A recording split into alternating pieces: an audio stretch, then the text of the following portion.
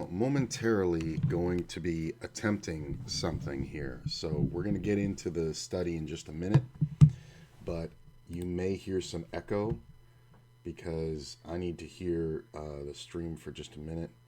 So I'm sorry, but you're going to have to bear with it for just a moment while I finalize what I'm doing here. So I want to make sure fun stuff works. Like this. So that now put up a sticker, which I should hear in a couple seconds. There we go. Okay, so that did that, and that's good. Okay, don't worry about that sound alert thing. Da, da, da, da, da.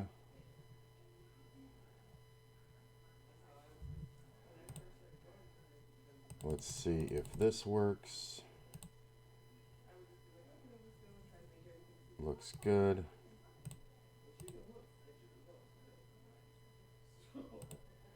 And there are new emotes at the top, as you can see. All these 5 here. Fun stuff. Just stuff to be more interactive. Also, I want to make sure something else works here. Give me 1 second.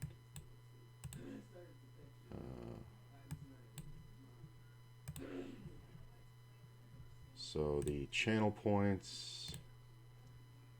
Let's see if this works. It should. And it's going to give me a delay on the playback. There it goes.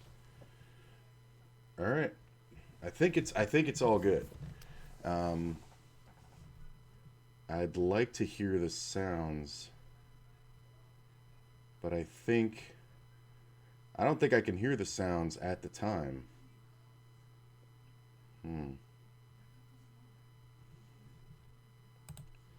Hang on 1 second. I'm sorry, guys. I'm just really trying to fix this.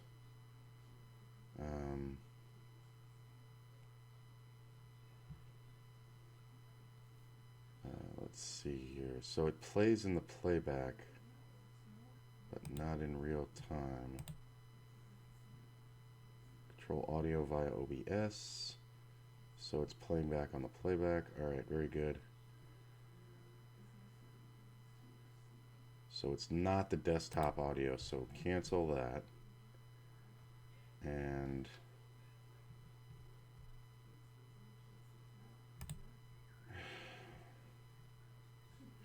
I don't think I'm going to be able to hear the sounds if I do this. Wake up, Daddy son. I don't think I'm going to be able to hear them because it's coming through there. Yeah, so I don't hear any of those sounds. That's annoying.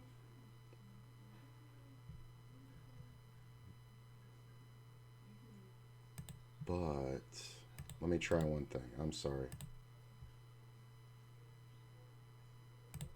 All right. Okay. What was that? That was the stickers. Let's see if I can hear them now. Yep. Okay. Cool.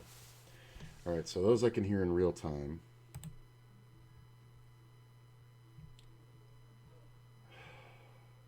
I think you guys are going to hear them back, though. So you might hear them twice. I'm not sure. Or maybe you won't. Fuck it. Let's just deal with it. I'm going to try some things, and you guys let me know if it echoes when we do it in stream. So I'm going to turn these off.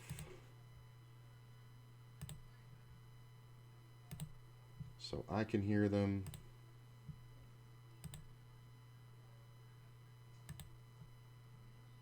Let's see here, alert box.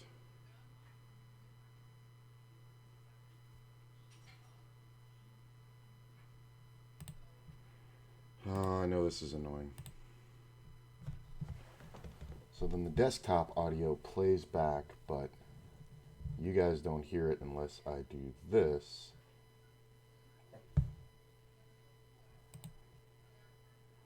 All right. I guess just let me know if you hear the sounds going off twice.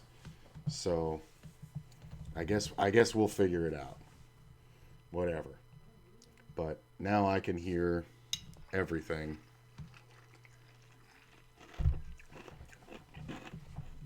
So we'll see. Fuck it. Let's get into it. This is 3-bet. This is on the flop, 3-bet pots as the pre-flop aggressor. These are some examples. This is a longer section. Going to take a while to get through. We'll see.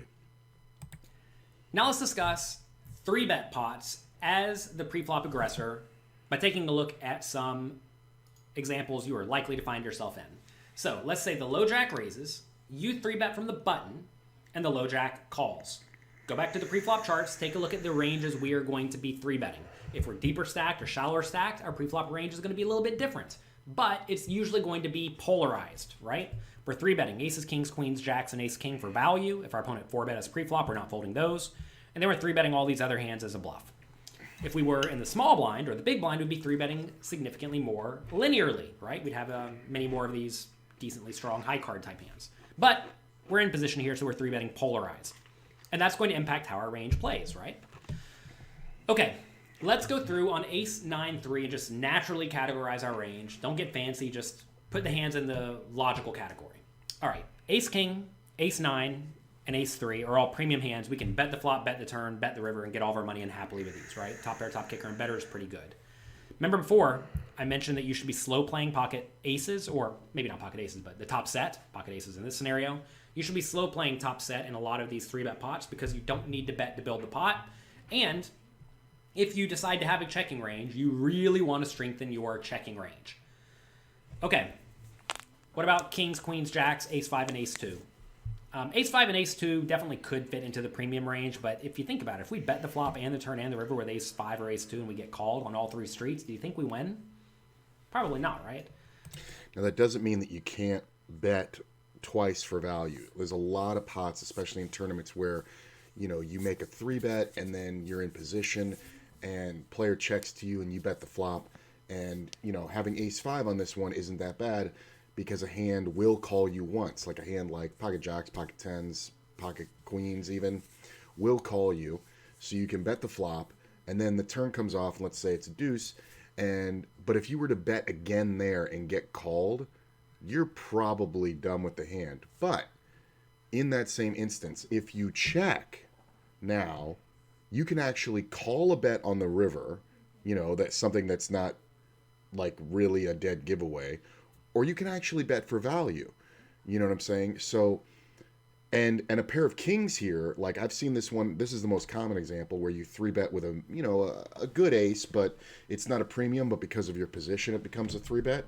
Something like ace 10 or ace, ace suited, whatever the fuck.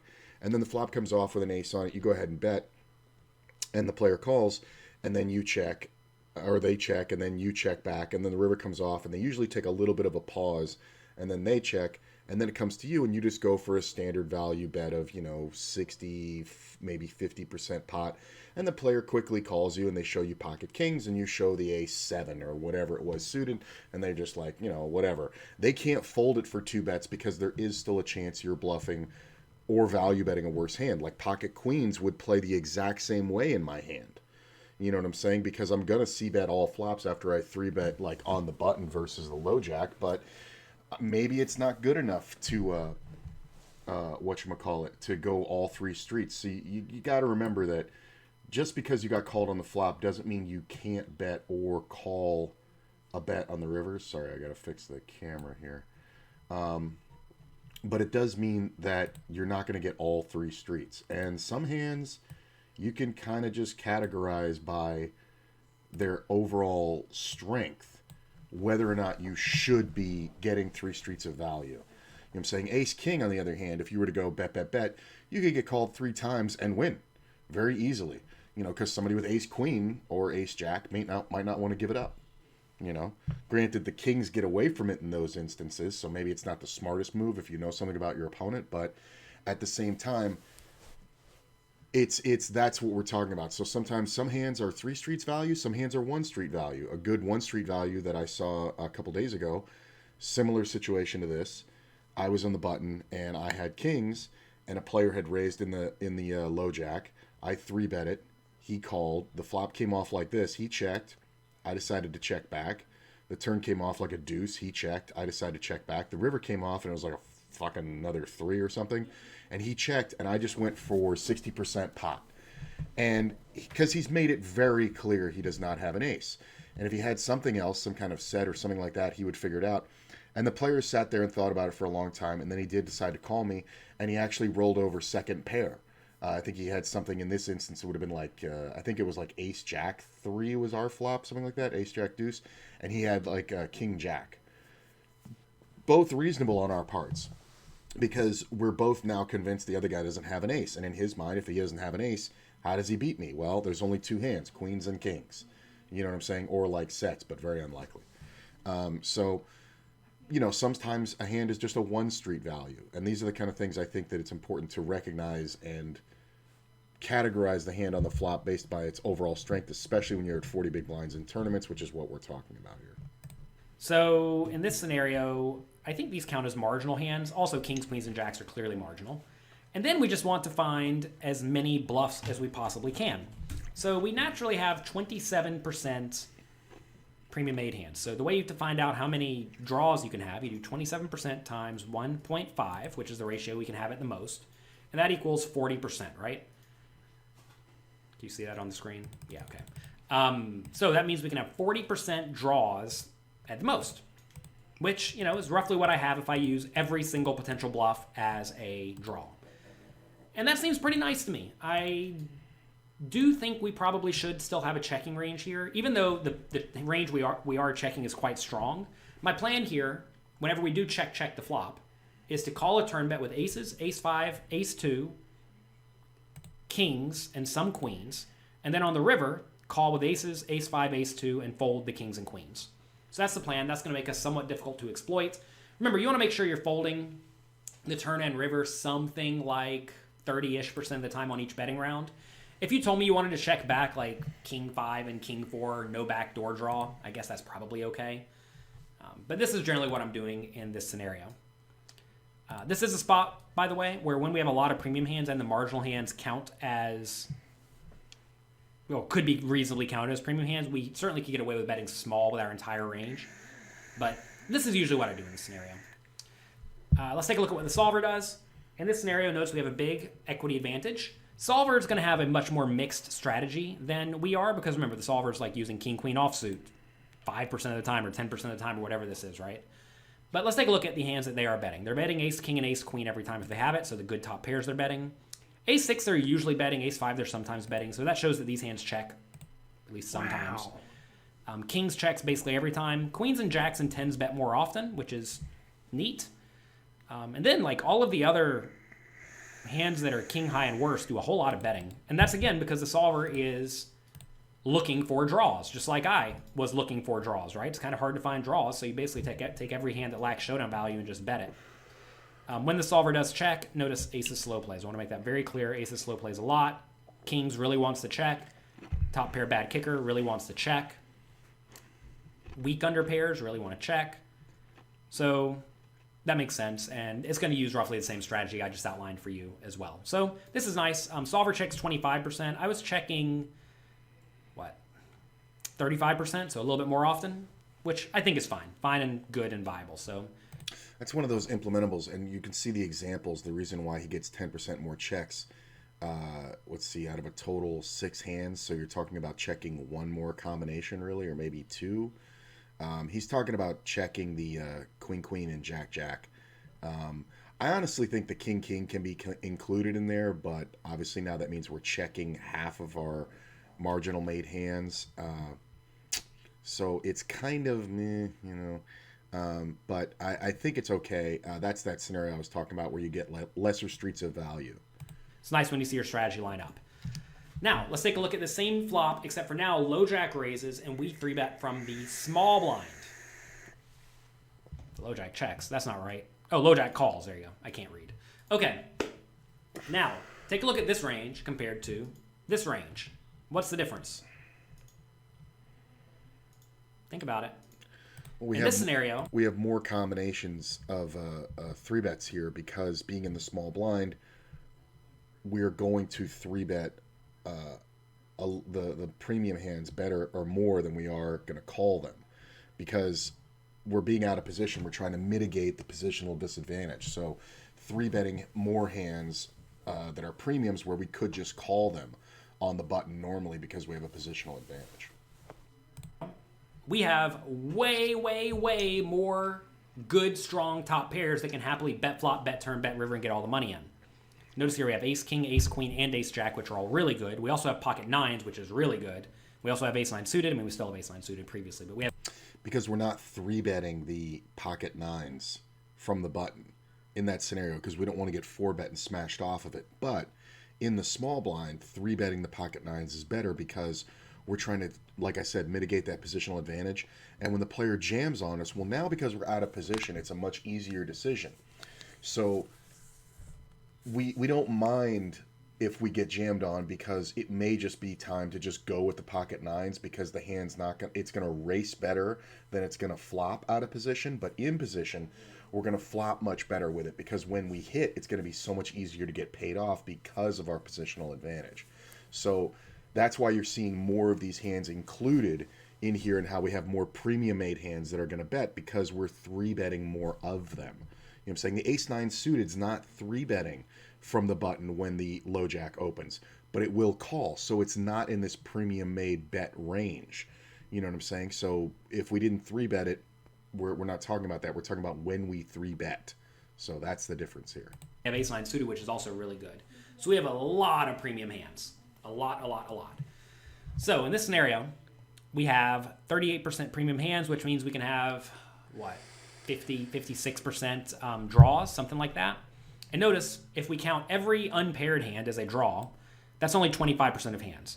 So what we are essentially doing here is we're taking every marginal made hand, as I would naturally categorize it, top pair, weak kicker, under pairs, and using those as quote-unquote draws. Because here, notice here we have 40% of hands. This will be 60% total, and that's going to give us a balanced ratio when we're betting. So in this scenario, we get to bet very, very frequently because we have so many premium made hands. And just by recognizing, all right, we really lack draws, and we don't have a ton of marginal made hands. Basically, this board is just a super nuts for small blind here. Thing to be noted, the 3-betting factor of 3-bet or fold in the small blind, you can see that we don't even have all the pairs that we would normally have. You know what I'm saying? On the previous example, we had pocket threes because we could call that on the button. You know what I'm saying? But in the small blind, we just have to chuck it away. We can't 3-bet it. We can't do anything with it. So it's now we have more premium made hands, but they're less overall strong because we lose things like sets, but we do gain or a set of threes, but we do gain a set of nines. You know what I'm saying? So like we end up with more 2 pairs because of the ace nines suited and the top pairs, you know, great kickers, ace kings, ace queens, things like that. I would think that we would gain the ace 3 suited, but maybe that's just a little too weak. I mean, it kind of depends on the player. If I'm 3-betting the suited ace wheel cards, I'm probably not the ace 6 or ace 7 or even ace 10 suited. Ace 9 is one of those ones that I've learned you should, so I do, but I don't fully understand the solver's logic behind it. But it's just such an example of there in all the suited aces there have to be dividing lines. So if the dividing line is ace 8 suited, where we will call with ace 8 suited, or where we will 3-bet ace 8 suited out of the small blind, then we have to do it with ace 9 as well. Now ace 10 becomes way too strong. The hand just becomes so overall powerful because of its actual value that we don't need to 3-bet it, because we don't need to incite more folds than flops, because the ace 10 is going to hold up fairly well when we make an ace. But the dividing line for me becomes, in here it's saying that the dividing line for the 3-bet is ace-7 and ace-6. So those are just folded. Those aren't even called. And then the ace-5 is in the range because we're 3-betting ace-5. But the ace-4, 3, and deuce are all folded. Now, I understand why that is because of the straights that are made with a 5. Like you can make the bottom end of a 9-high straight, which is fine. But you can also make all the wheels. The glitch that I end up with is that I like to 3-bet the ace-5 on down because of the wheel combos. Maybe it's a problem that I'm having, but here in this instance, I would have ace-3 as well, which would be just a monster, 2-pair in this scenario. I'd have another hand I could premium and lead out with and be more than happy getting the money in with. But so I think it's just a style thing, and there is a little bit of information that I'm not privy to as to why these things work and don't work because I don't have Pile Solver. It's too fucking expensive. But you can find the information and I think construct these things in your head. My flaw here is I don't think I'm 3-betting the ace-8. I think I'm just folding it along with the 7 and 6. But I'm adding in these other combos, so I don't know, different strokes. We should be betting 100% of the time in this scenario. And that is what Solver confirms. Solver confirms checking basically never, betting small every time. And we're betting small here again because we have a big range advantage, big nut advantage, and the opponent's range connectivity is quite bad, right? When your opponent has bad range connectivity, you want to be betting using a small bet size. Because we're trying to get him to call. Easy logic. All right, let's take a look at Lojack Raises. You 3-bet from the button. Lojack calls. Flop comes 10, 5, 2. Okay? Again, straight up, naturally categorize your range. Notice we don't have any pocket 10s here. If I did, I'd probably check it. So aces, kings, queens, jacks are the nuts. We don't really have any 10s in this range, which is kind of unfortunate.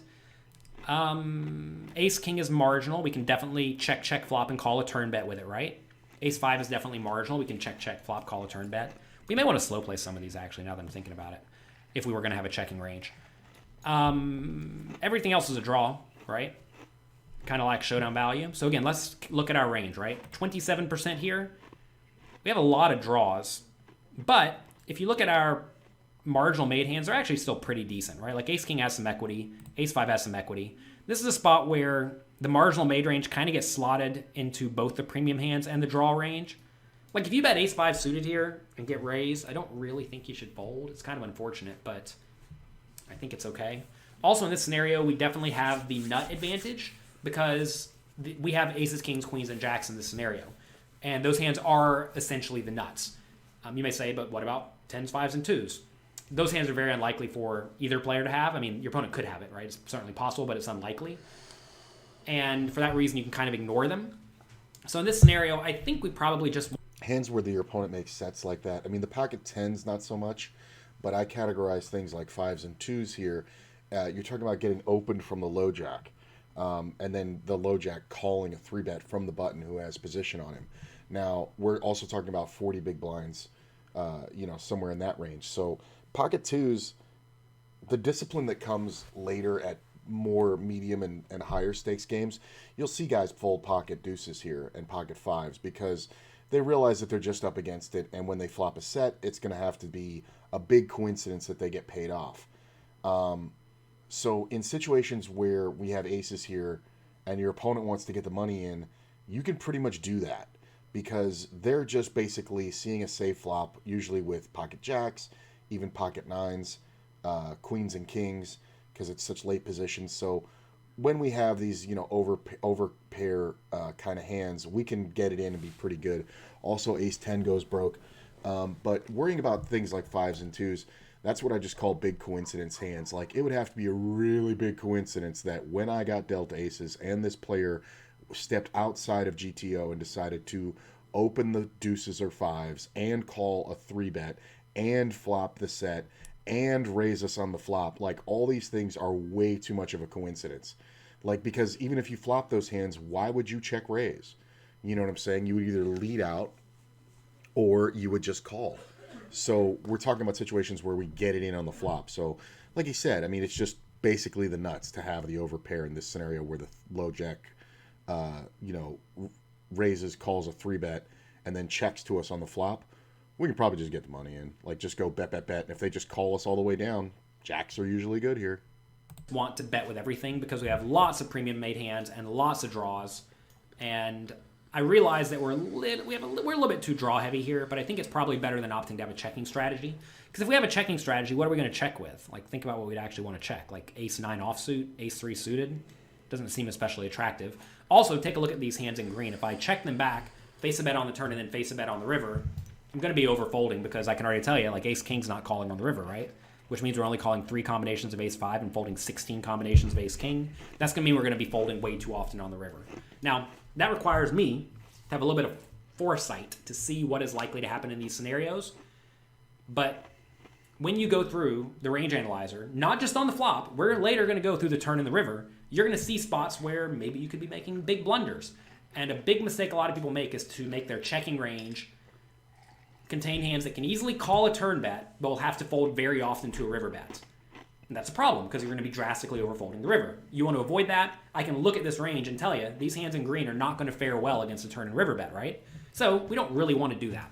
If we are going to do that, we need to strengthen our range by checking some aces and whatnot, but then we have too many draws, so it's kind of like circular logic here. I'm going to basically slot these marginal made hands into premium made and draw and just bet them. I'm going to bet small with everything.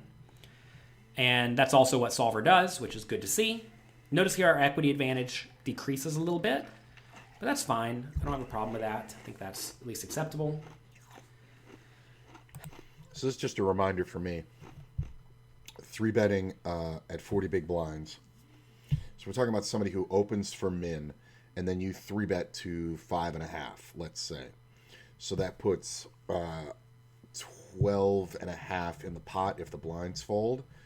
13 in the pot if the blinds fold, and betting a quarter pot is about,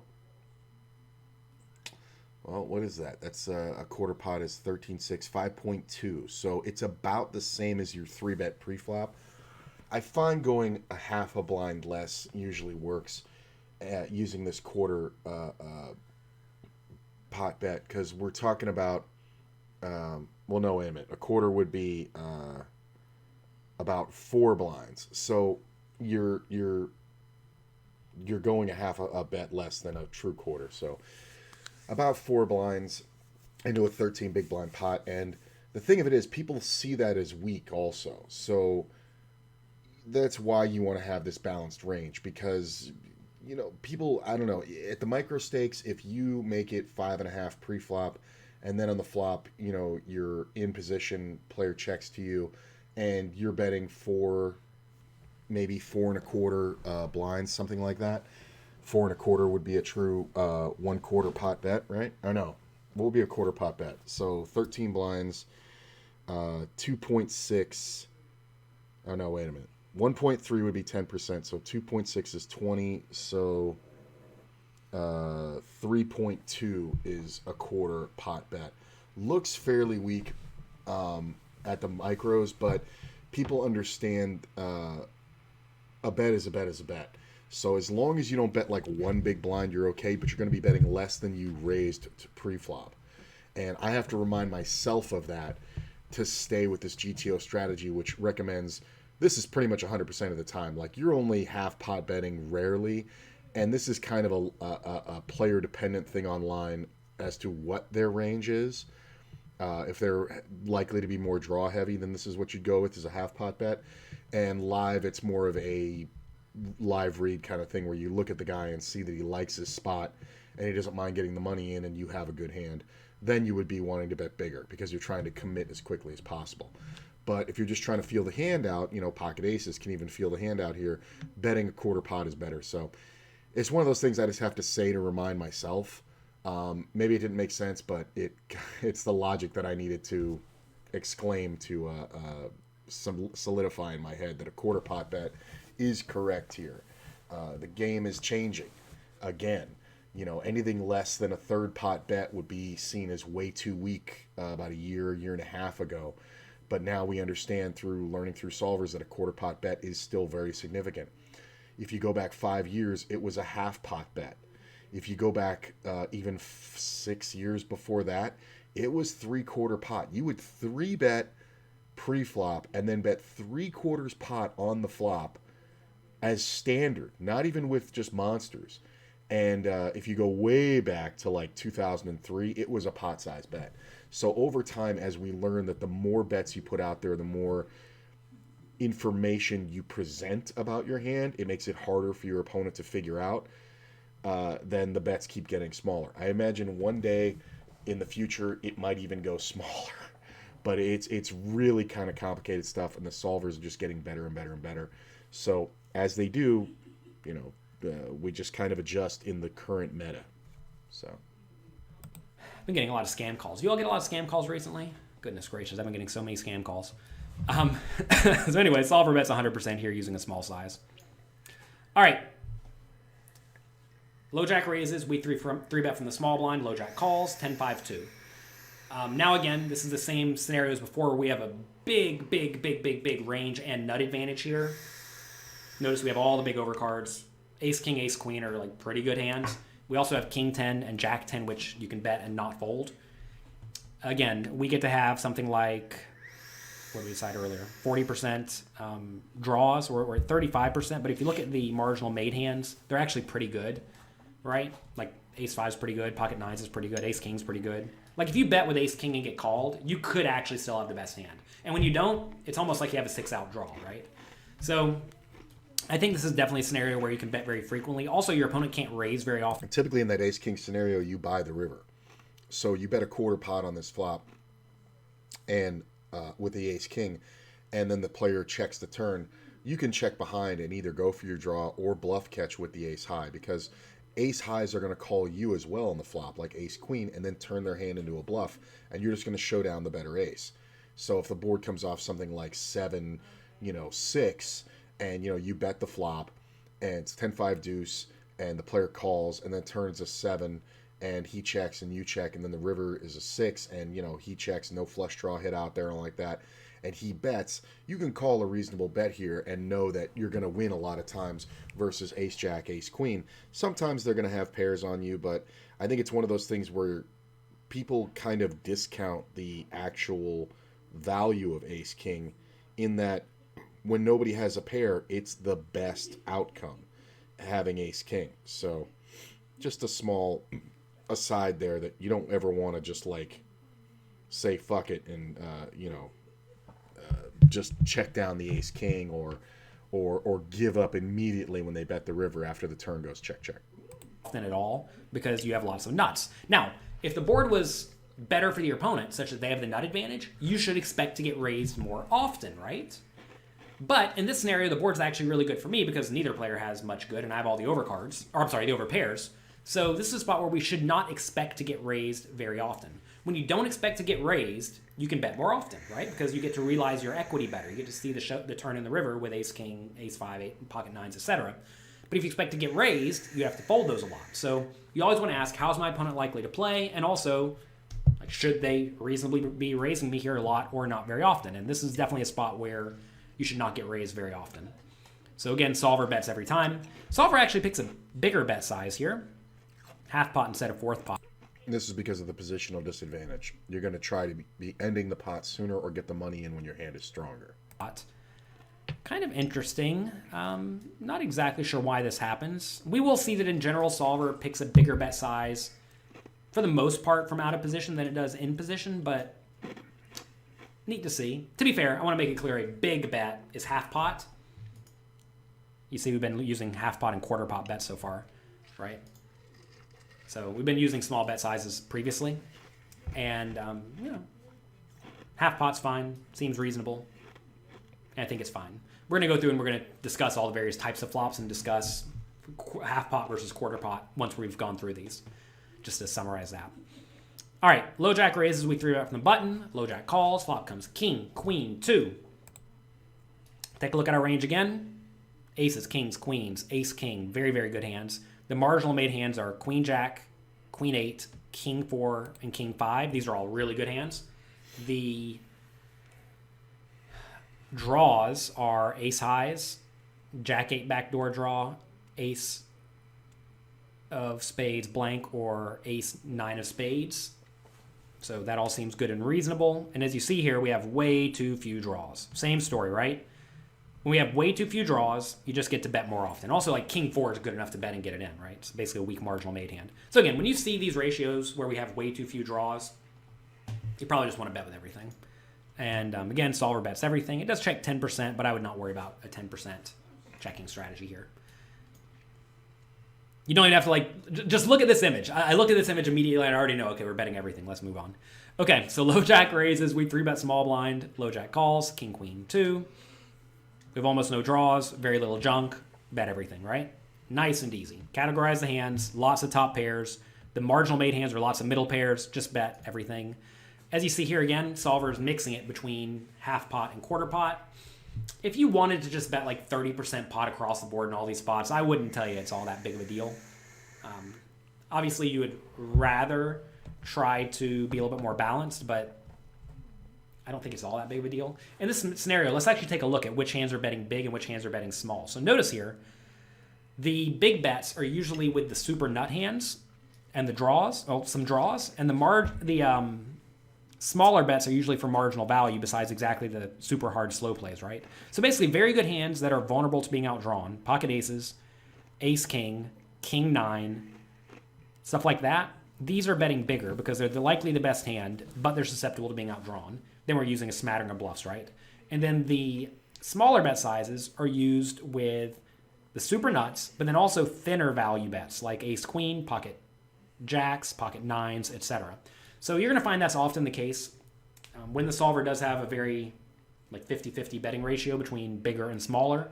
Usually it's betting bigger with the very good hands that are still vulnerable and betting smaller with the super nut hands and the weaker made hands. And then it's just mixing its bluffs appropriately. As you see, like all the bluffs are pretty much mixed, right? Again, very... And it's interesting because the overpair in that scenario doesn't mind getting it in right away because of the draw, the draws that we're looking at, like, pocket aces, things like that. The super nut hands, kings and queens, for top set or middle set, collectively, don't mind betting small because they are trying to keep the player in the pot because they're less susceptible to getting drawn out on. Ace king suited, obviously, is another one. Top pair, top kicker, very good to get it in now. Not great if a lot of turn cards come out. And the suited king 9 of spades, all those are the suited king 9, obviously the same kind of deal. King queen, top 2 pair, same kind of deal. So anything that wants to get it in right now is pretty much betting big, except for the super nut, the kings and queens.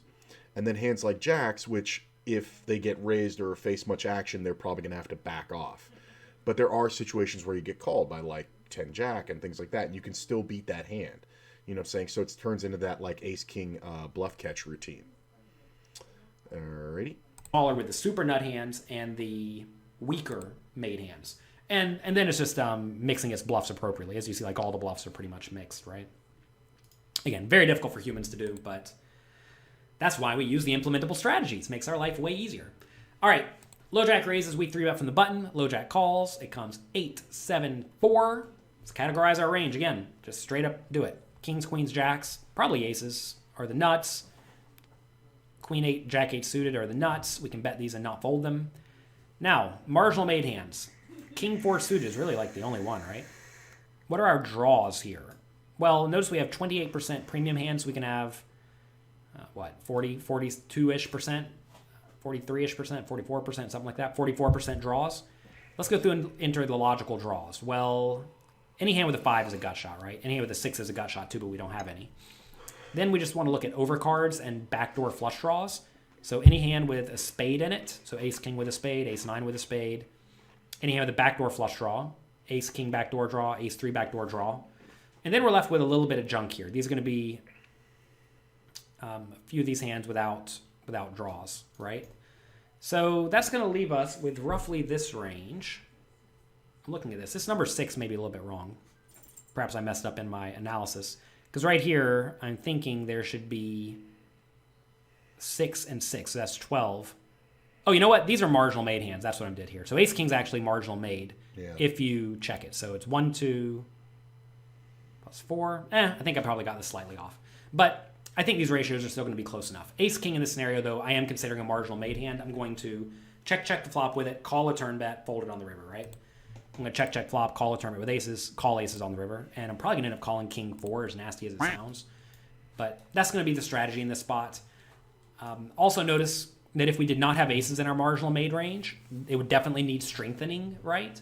And the way to strengthen this range is to check aces. That's usually going to be the answer. If you look at your draws to premium made range, and you don't really want more draws, and the draws you would be betting are like really bad or pretty bad, then you want to strengthen your checking range, typically.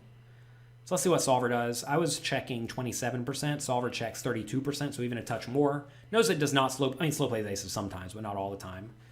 And again, just using a very mixed strategy here, so it's not even necessarily worth looking at. But it is betting the draws, right? Ace 5 and ace 6 is betting very frequently. Random overcards is betting very frequently. So, as long as you're betting and checking the same amount as the solver within reason, you're probably doing fine as long as your ratios are somewhat balanced like we've discussed. Let's take a look at one more example. Lojack raises, we 3-bet from the small blind, and the Lojack calls. This is a spot where we are pretty close to betting everything. Notice again I have ace-king categorized as marginal made.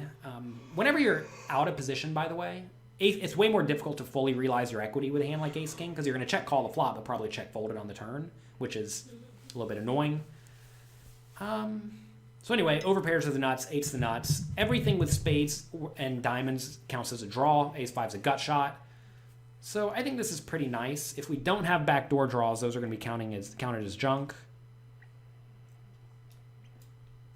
So I think this is fine. I'm counting ace jack as a marginal made hand, I'm sure, and ace queen as a marginal made hand as well.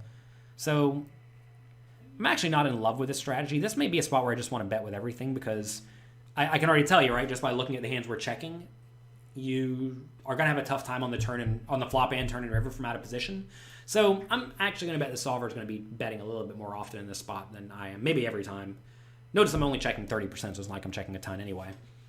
And I just want to make it clear that if you look at the checking range here, it's a lot of ace highs, right? Ace high is not a good hand to check call flop, check call turn, check call river. So I would need to strengthen that by checking aces probably. And because of that, I think I'd probably just want to bet everything because I'm going to end up having to fold ace high on the flop or turn or river a lot of the time, which is going to result in me not realizing my equity well at all when I check call. So I think this should just be bet everything. So maybe a little bit of miscategorization by me. I do want to make it clear. In the process of making this course, I've actually learned a lot about poker. Let's see what solver does. Solver actually does bet substantially more than I did for exactly that reason, right? And good to know, good to see. Even though we lack the equity advantage, we're still betting here because, I can already tell you, the alternative of checking with a lot of the marginal stuff is just not great. You don't really want to check pocket kings on 8-7-4 because your opponent's going to have equity with lots of stuff, with ace high, with random hands that contain a 5, which they will have sometimes. You don't really want to be doing a lot of checking in this spot, and betting sidesteps that scenario. Even though it's not great, you don't necessarily want to bet all of the ace high type hands. Notice that is going to result in you having probably a little bit... Sorry, I'm getting a text from my my veterinarian.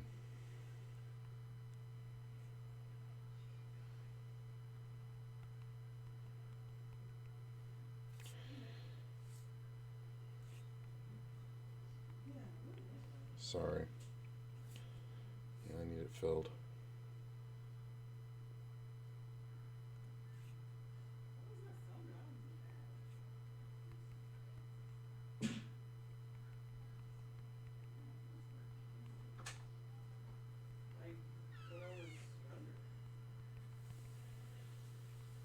Okay, so I'm going to back this up just a couple seconds here because I missed some of that stuff because my the texts. So I'm going to back Solver this up does. here.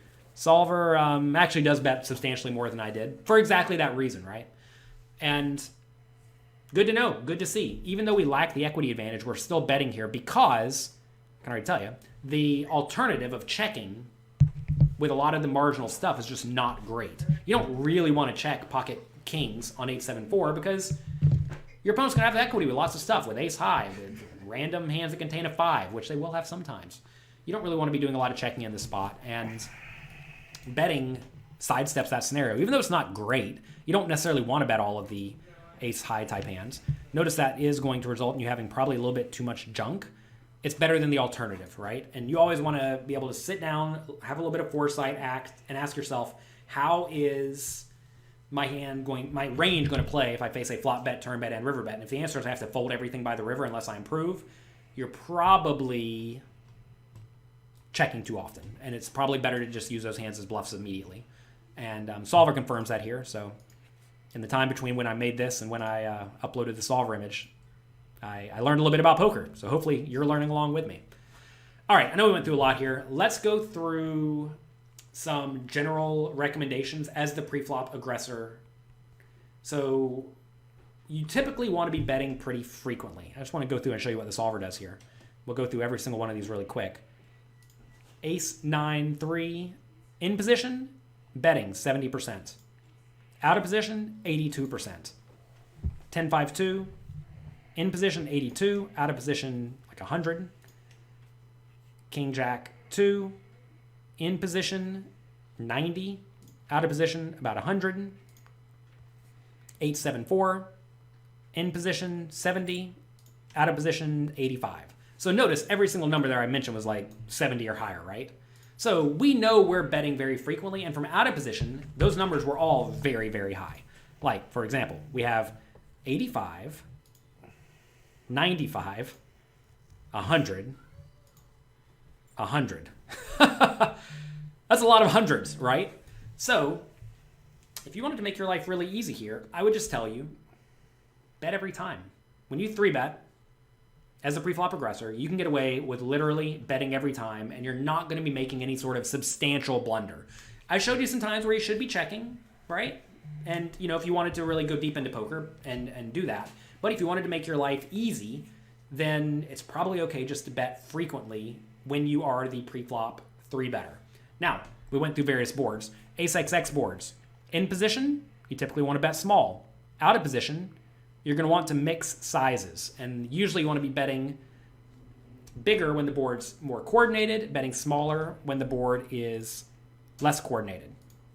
On disconnected boards, like King 6-2, in position, betting small. Out of position, again, mixing sizes, usually betting large.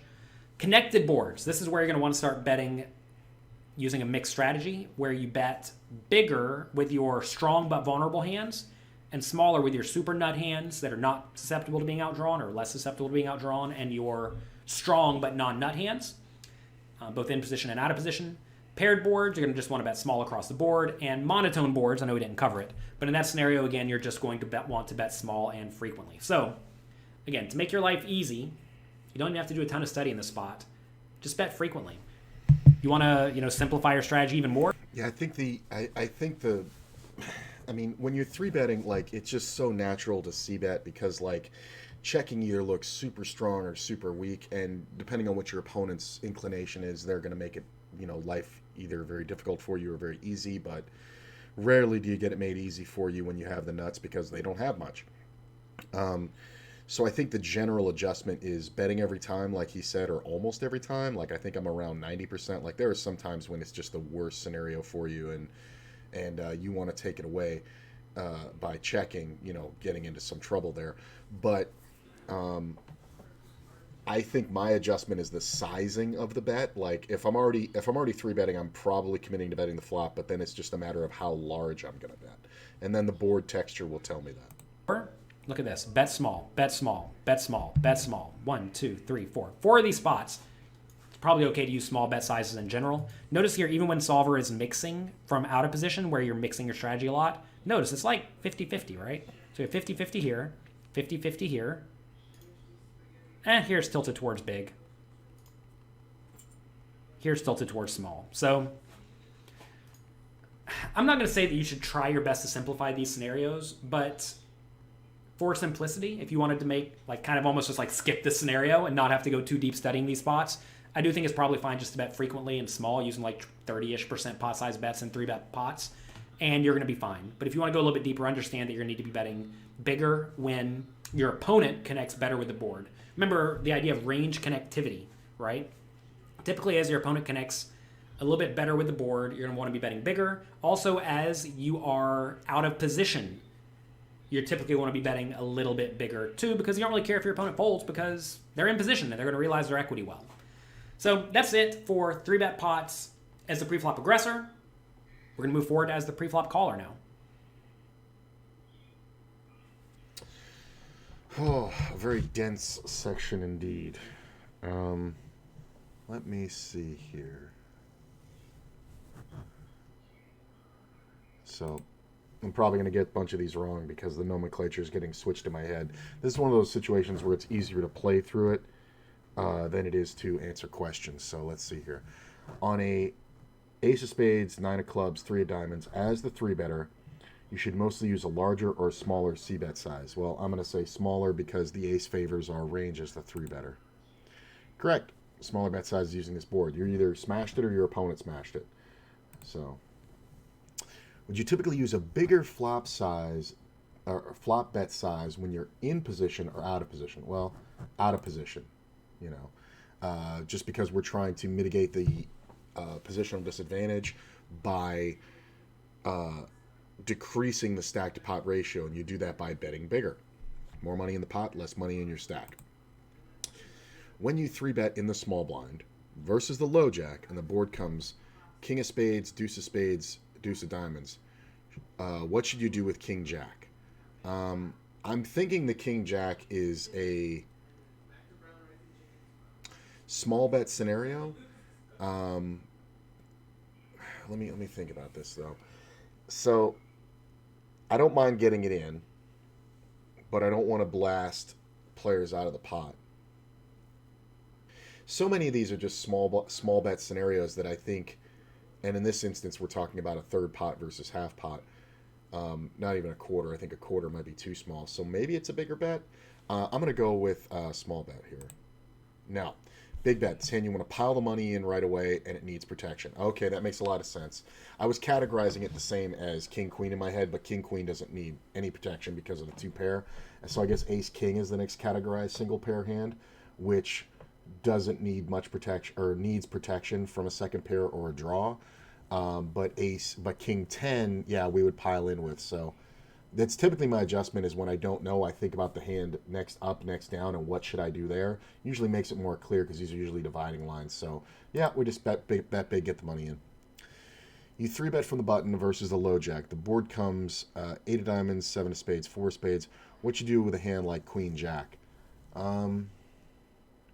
I mean, if they're going to check to you, you have the range advantage, but not the nut advantage. So I think you're checking here. No, you bet as a draw. You can mix in the same amount of checks, but typically this hand should be used as a bet on this board. Yeah, I have a problem with categorizing hands with just overcards as draws, but there is a backdoor straight draw. So I guess I tend to miss some c-bets here.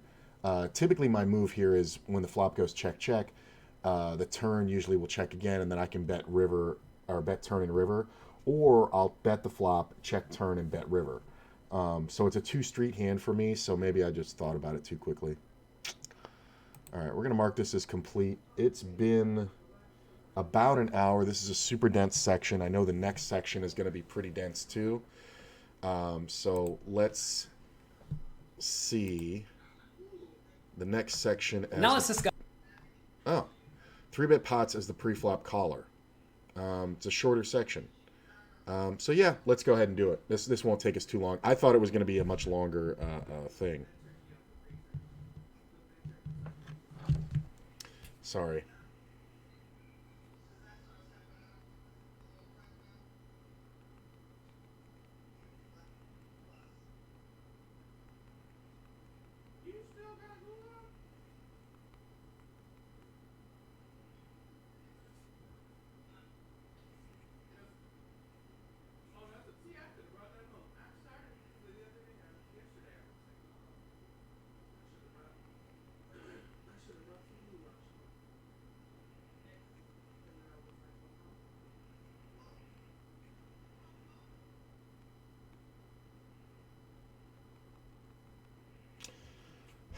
Yes, I can do the appointment. Jesus Christ.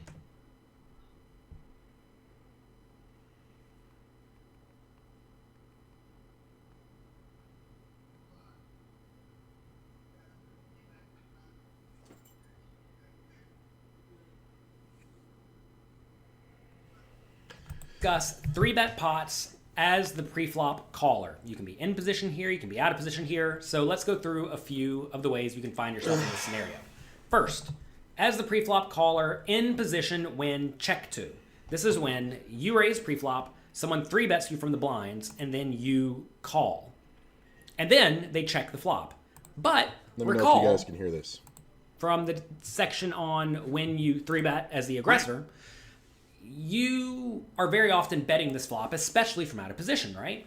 So when your opponent is checking, they're usually using a very strong, fundamentally sound strategy where they have a lot of marginal made hands that don't plan on folding, traps that clearly don't plan on folding, plus some sporadic junk.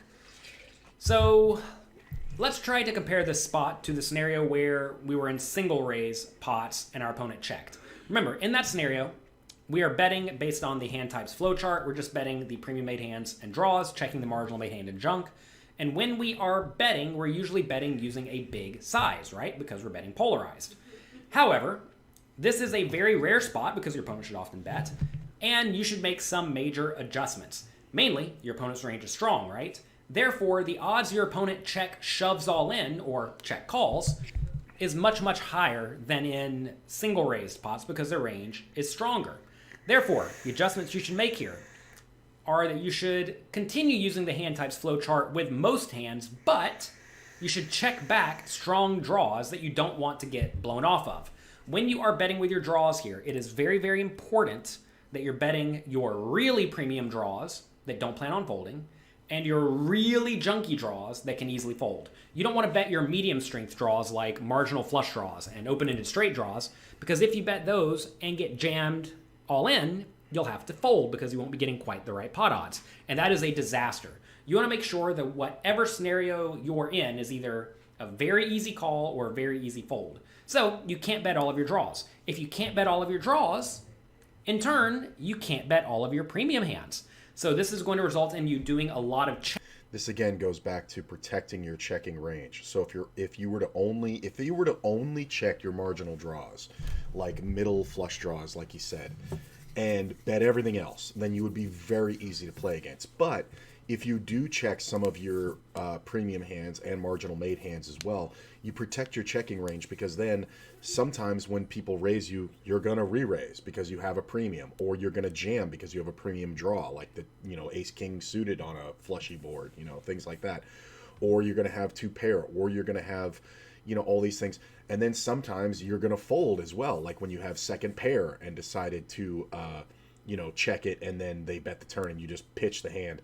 Like he said, creating scenarios for easy decisions where you either jam all in easily or you fold easily.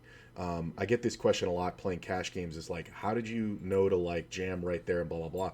And it's like, because I set up the scenario where if I check the flop and the turn, like this is a specific hand I'm thinking of, and the turn is checked, and then I bet the river and get jammed on, it becomes a snap call.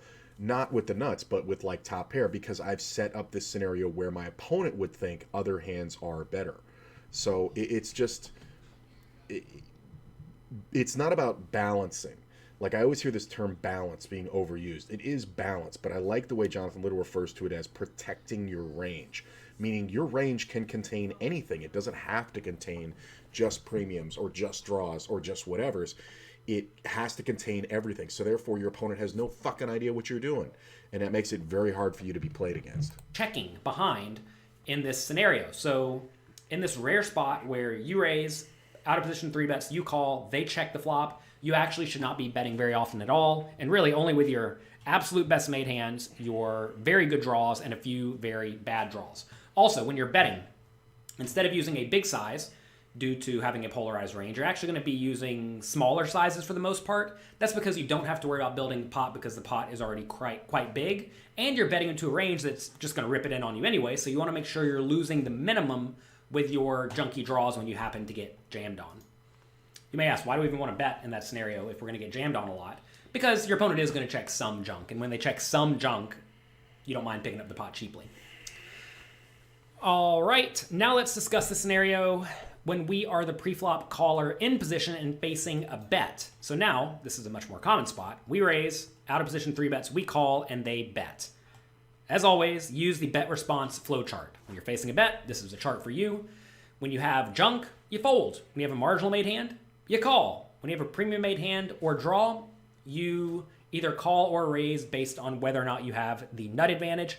If you don't have the nut advantage, you call. If you do have the nut advantage, you at least consider raising.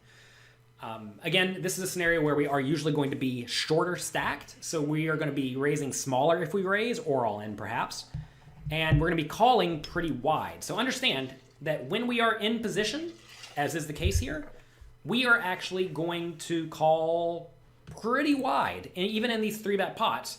That's because we are in position, closing the action, usually getting pretty good pot odds, because usually when the opponent bets in this scenario, they're going to be betting using a small size. So we're going to over-defend compared to the minimum defense frequency, and we're very rarely going to raise. It turns out the GTO solver in this spot, on average, on all boards and all situations like this, only raises about 7% of the time, which, for all practical purposes, can just allow you to call or fold in this scenario with your entire range. And that puts your opponents in pretty tough spots going to the turn, because they don't know if you're going to have a very good hand or a marginal hand, right?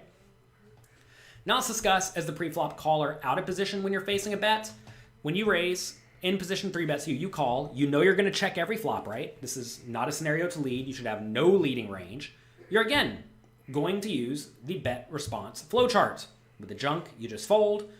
Marginal made hands, you call. Premium made hands, you fold if you do... I'm sorry, you call if you do not have the nut advantage, and you raise if you do have the range advantage. Understand that even though you're out of position, equity realization will be better than when you are deeper stacked, because if you just make like middle pair or top pair, you know you're not folding, and if they have you beat, they have you beat to some extent. So you're going to better realize your equity as you get shallower stacks, so that's going to result in you realizing equity a little bit better than when we were deeper stacked, right? And I mean, that makes logical sense, because say the flop comes Queen Jack 3 and you have Jack 10. If you're playing with only 1 to 2 stack pot size bets remaining, if you check and your opponent bets, you just know you're not folding, right? But if you're playing very deep stacked, if your opponent bets the flop and the turn and the river, you know, second pair becomes a pretty standard fold, or at least a strong consider. A hand to strongly consider folding. There we go. Oh, it always happens towards the end of these videos. I start stumbling over my words. So anyway, this is a scenario where, again, you're facing a bet. Use the bet response flowchart, and you are going to be perfectly fine. All right, we'll take a look at some examples so that you can see how to play your range in these scenarios. All right. As the preflop caller, in position, when check 2, which of these is true? Opponent is likely to check go all in if you bet. Well, they can't check, so I guess they mean fold go all in if you bet. Opponent's range probably has hands with good showdown value or traps. Yeah, both, yeah. Because of the lower stack to pot ratio, it's exactly right. Yeah. Overbet strong draws that don't want to be forced to fold when you are the preflop caller in position when check 2. I mean, I not overbet, but I get, yeah, well, I guess no. Yeah, right. These hands should be, did I click true? Motherfucker. These hands should be checked back to make sure they realize their equity. Yeah. As a preflop caller in position facing a bet, you should defend at or above the minimum defense frequency, and you should rarely raise.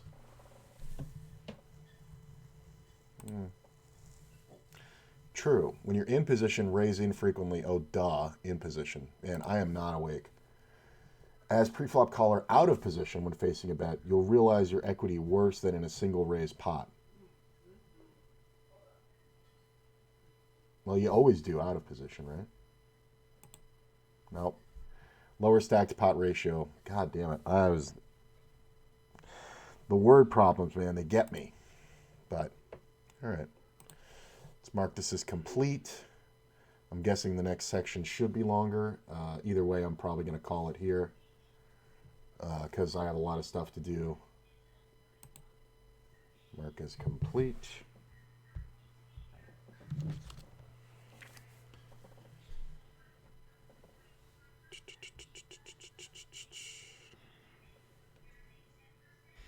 Now let's... Yeah, this one's a much longer section. Okay, so we're going to call it here.